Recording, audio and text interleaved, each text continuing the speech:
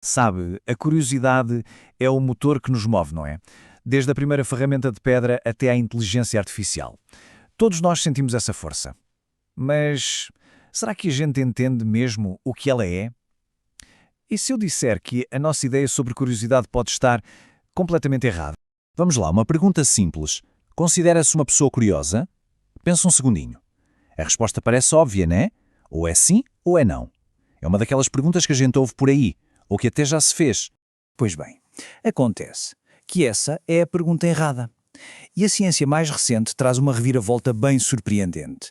Essa ideia de sim ou não é um equívoco. E se a curiosidade não for uma coisa que se tem, mas sim algo que se faz, e mais, que se faz de maneiras muito diferentes? A verdadeira pergunta então é: como se manifesta a curiosidade de cada um? E olhe, isso muda completamente o jogo. A questão deixa de ser se alguém é curioso e passa a ser de que jeito essa curiosidade aparece. Pensa assim, não é um interruptor de liga-desliga. É mais como um painel de controle, sabe? Cheio de botões, cada um para um tipo de curiosidade. E por que é que isso importa tanto? Bem, os números falam por si. Crianças mais curiosas podem ter pontuações de QI até 12 pontos mais altas. Um pico de curiosidade pode dar um aumento de 20% na nossa energia mental e física. E, claro, leva a um maior envolvimento e melhor desempenho em geral. Então, o recado é claro. Entender os nossos próprios botões de curiosidade pode destravar um potencial que a gente nem imaginava. Ok, então vamos mergulhar nisso. Existe uma estrutura moderna, um modelo que os psicólogos criaram para nos ajudar a entender esse nosso impulso para o conhecimento. Eles dividiram a curiosidade em 5 grandes dimensões. É como um mapa para a gente navegar por essas diferentes formas de ser curioso. Então qual é o nosso roteiro? Vamos passar por cada uma dessas 5 dimensões. Primeiro, a exploração prazerosa. Depois, a sensibilidade à privação. Em seguida, a curiosidade social. A quarta é a tolerância ao stress e, para fechar, a procura de emoções. Pensa em cada uma delas como um sabor diferente de curiosidade. Vamos experimentar todos? Começando pela primeira. Exploração prazerosa. Sabe aquela sensação de admiração, de fascínio pelo mundo? É isso. É aprender algo novo pelo puro prazer de aprender. Aquela curiosidade que vem de um lugar de alegria, de descoberta, sem nenhum objetivo prático. Só porque é legal saber? Agora, a segunda. Sensibilidade à privação. Já teve aquela agonia, aquela coceira no cérebro quando falta uma peça no quebra-cabeça? Quando precisa saber o final do filme? É exatamente isso. É a necessidade de preencher uma lacuna de conhecimento para aliviar aquela tensão de não saber. É a curiosidade que nos faz resolver problemas. A terceira é a curiosidade social. Bem, nós somos bichos sociais, né? Essa curiosidade é simplesmente o desejo de saber o que os outros estão a pensar, a sentir, a fazer. Desde uma boa conversa até à bisbilhotice. É querer entender as pessoas à nossa volta, ouvir as suas histórias, observar como agem. Chegamos à quarta, e esta é crucial. Tolerância ao stress. Pense bem, explorar o novo dá um frio na barriga, né? Gera ansiedade, incerteza. Essa dimensão é a disposição para abraçar esse desconforto. Sem ela, as outras curiosidades ficam só na vontade. É o que nos permite dar o passo em frente, mesmo com medo do que vamos encontrar. E por último, a quinta dimensão, a procura de emoções. É o impulso para correr riscos, sejam eles físicos, sociais ou financeiros. Tudo em nome de experiências novas e intensas. Para quem tem essa dimensão em alta, a ansiedade de explorar o novo não é algo para ser tolerado. É parte da diversão. É o que se busca. Ok, então já vimos os tipos de curiosidade. Mas o que acontece dentro da nossa cabeça quando ela é ativada? Como é que o cérebro funciona como um motor de aprendizagem? A ciência tem descobertas bem interessantes sobre isso. Antigamente, a visão era que a curiosidade existia para aliviar um desconforto. Era a teoria da redução da tensão. Ou seja, não saber é mau, então eu busco a resposta para me sentir melhor. Mas as teorias mais novas mostram que isso é só parte da história. A outra parte é a procura de prazer. A gente busca o novo porque é bom.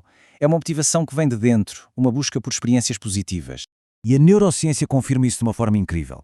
Como diz o neurocientista Matthias Gruber, a curiosidade coloca o cérebro num estado que o deixa aprender e reter qualquer tipo de informação. É como um redemoinho que suga tudo à volta. Sabe o que acontece? Quando estamos curiosos, o cérebro liberta dopamina. Isso se liga aos nossos centros de recompensa e o hipocampo, que é o nosso disco rígido de memória. O resultado é incrível. Não só aprendemos melhor aquilo que nos desperta a curiosidade, mas também guardamos melhor informações aleatórias que aparecem no caminho. Essa ideia é tão poderosa que funciona até a inteligência artificial. Olhe só este exemplo. Um robô de IA tinha de aprender uma tarefa bem complexa, mas a recompensa por acertar era muito rara. Em vez de o programar para focar só no objetivo final, os cientistas fizeram algo diferente. Deram-lhe uma curiosidade artificial. O objetivo dele passou a ser maximizar o próprio aprendizado sobre o ambiente. E o que aconteceu? O robô, sendo curioso, explorou tudo à volta, descobriu ferramentas que nem sabia que existiam e aprendeu a resolver a tarefa de uma forma muito mais eficiente. É uma prova fantástica de que a exploração curiosa pode ser o melhor caminho para resolver problemas difíceis. Tudo bem, isso é teoria, o laboratório. Mas e no mundo real? Como é que a curiosidade se manifesta no nosso dia-a-dia? Vamos dar uma olhada. Desde as perguntas de uma criança até à inovação no trabalho. Vamos começar pela infância. As crianças são, provavelmente, as criaturas mais curiosas que existem. E este número é, simplesmente, de cair o queixo. Estima-se que uma criança pode fazer até 40 mil perguntas entre os 2 e os 5 anos de idade. 40 mil. Elas estão literalmente a usar a curiosidade como a ferramenta principal para construir o seu mapa do mundo. E essa força não morre na infância. Pelo contrário, no ambiente de trabalho o impacto é gigante. Uma pesquisa mostrou que 84% dos trabalhadores dizem que a curiosidade é o que gera novas ideias. 74% acreditam que ela inspira talentos únicos. E mais de 60% acham que ser curioso ajuda a conseguir uma promoção. Ou seja, a curiosidade não é só bonitinha, ela tem um valor concreto e mensurável na nossa carreira. E se a gente for um pouco mais fundo, 2 daquelas 5 dimensões são as estrelas no ambiente de trabalho, a tolerância ao stress e a curiosidade social. Porquê? Porque a tolerância ao stress faz com que as pessoas procurem desafios em vez de fugir deles. E a curiosidade social, bem, ela ajuda a resolver conflitos, a criar confiança. O resultado, equipas que têm estas 2 características em alta são, consistentemente, mais inovadoras e criativas. Depois de tudo isto, a pergunta volta ao início, mas agora de um jeito diferente. Qual é o seu tipo de curiosidade? O que é que move a sua busca por conhecimento? É a pura alegria de descobrir algo novo?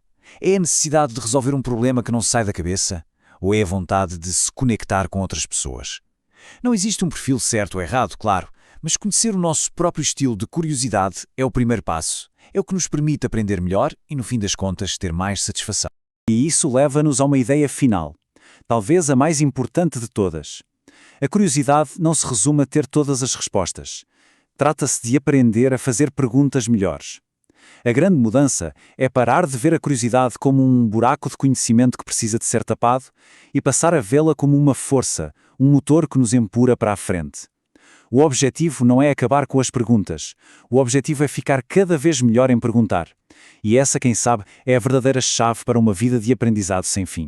Sabe o que move a gente para frente? O que nos impulsiona a explorar, a descobrir, a criar coisas novas? Quase sempre, a resposta para isso tudo começa com uma força bem fundamental, um sentimento que todo mundo conhece, a curiosidade.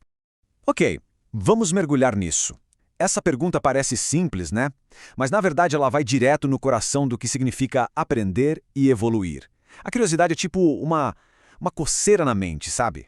Aquele desejo de saber o que tem depois da montanha ou o que tem dentro daquela caixa. Mas por quê?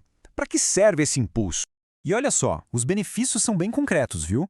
Estudos mostram que crianças que são muito curiosas chegam a marcar, em média, 12 pontos a mais em testes de QI.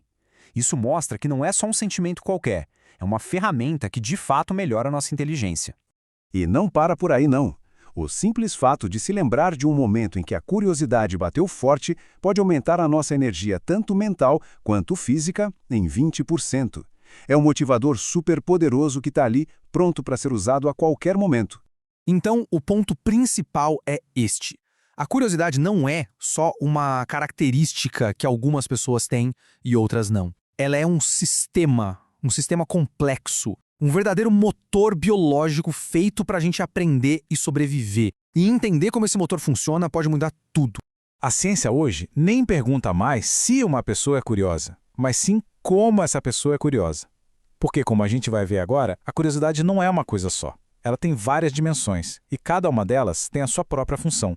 A nossa forma de entender a curiosidade mudou bastante com o tempo. Lá nos anos 50, o pesquisador Daniel Berlin via a curiosidade como uma busca por equilíbrio. Depois, nos anos 90, o George Loewenstein falou que era a necessidade de preencher uma lacuna de informação. E mais recentemente, o foco se abriu para incluir também as nossas interações sociais e até a busca por experiências mais intensas.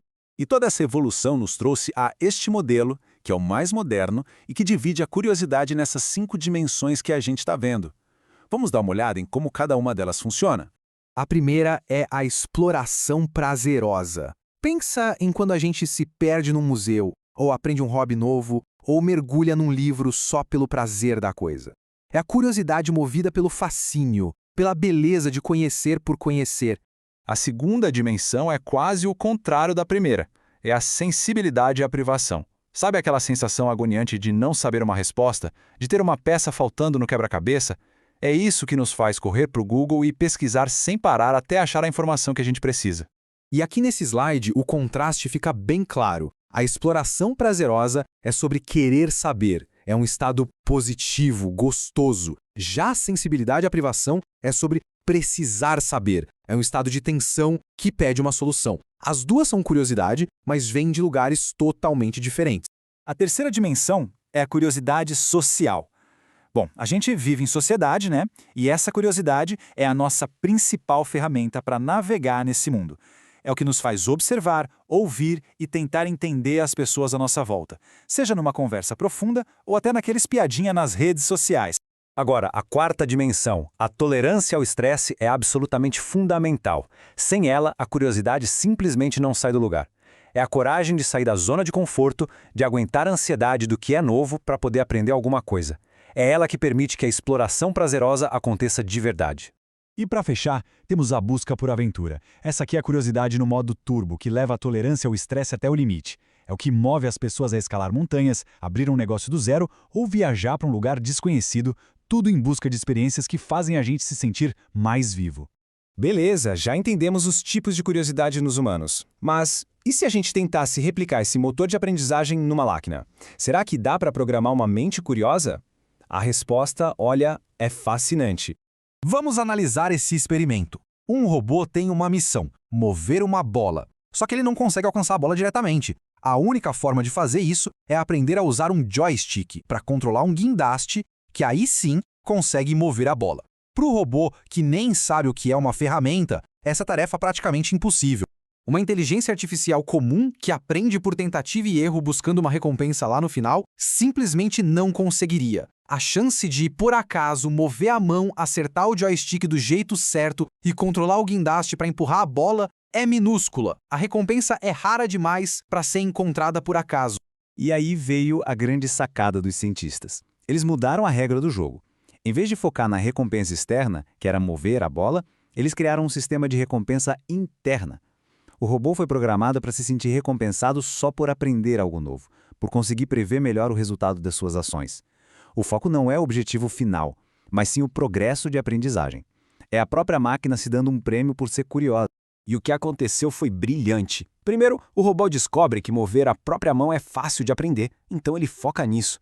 Sem querer, ele esbarra no joystick e percebe que mexer naquilo também gera muito aprendizado. Pronto, o joystick vira a nova atividade interessante. Isso leva a aprender sobre o guindaste e, finalmente, sobre a bola. Ele basicamente criou seu próprio currículo de estudos, do mais simples para o mais complexo, e resolveu o problema sem que ninguém nunca mandasse ele fazer isso. Tá, essa história do robô é sensacional. Mas vamos trazer isso de volta para a nossa realidade, porque essa mesma força que guiou o robô é a que nos molda o tempo todo, seja no trabalho ou na vida pessoal. No mundo profissional, o valor da curiosidade é gigante. Uma pesquisa com milhares de profissionais mostrou que a grande maioria acredita que a curiosidade gera novas ideias, inspira talentos e, olha só, é um fator-chave para crescer na carreira. E a neurociência explica o porquê disso de um jeito espetacular. Essa citação resume uma descoberta incrível. Quando a gente está curioso sobre um assunto, o nosso cérebro entra num estado de superaprendizado.